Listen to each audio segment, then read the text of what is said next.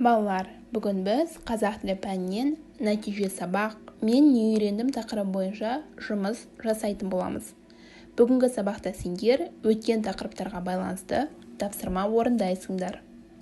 Ең алдымен оқулығымыздың 90-шы бетіндегі жапырақ ертегісін мұқият тыңдап алайық. Көктем келді. Ақ қайың бұтақтарындағы өркендер де шетінен бір жарып жапырақ жаюда. Тек кенже бүршік қана асыға қоймады. Бірақ күннен күнге жылуы көшіге түскен соң, күн сәулесі аймалап жүріп, оны да қауызын жарып шықпасына қоймады. Бойына жылу жүгіріп, есінеген бүршік кенет жарыққа шықты. Демде жасыл жапыраққа айналды. Ол өзін қоршап тұрған табиғаттың сұлулығын көріп, қайран қалды. Табиғат қандай әдемі еді!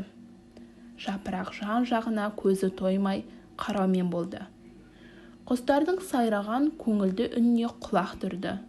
Самал желмен тербеле бақытты күй кешті. Бір күні күн суыта бастады. Жауын жауғаннан кейін бойы мұздады. Жапырақтар сары, қоңыр, қызыл түске боянды. Аспанды жиі-жиі бұлт торлайтын болды.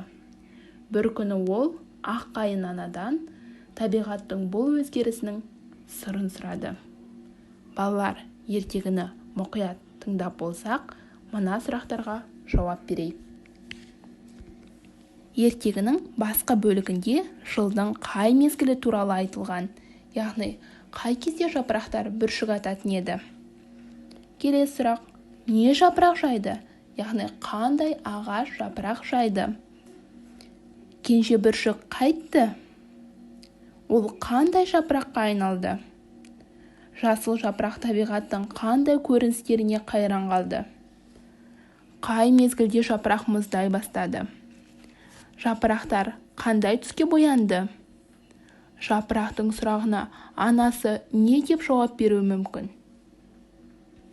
Келесі тапсырма. Ертегіден сын есімі бар сөйлемдерді теріп жаз. Оларды туынды және негізгі сын есімдерге ажырат. Мысалы, ертегідегі сын есімі бар бірінші сөйлем. Тек кенже бүршік қана асыға қоймады. Бұл жердегі сын есім кенже бүршік, яғни кенже. Қандай бүршік? Кенже.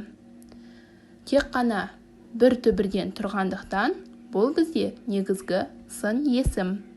Бұл ертегіде сын есімі бар сөйлем саны 6. Дескрипторға назар аударайық. Сын есімі бар сөйлемдерді теріп жазады. Сын есімдердің астын сызады. Сын есімнің түрін ажыратады.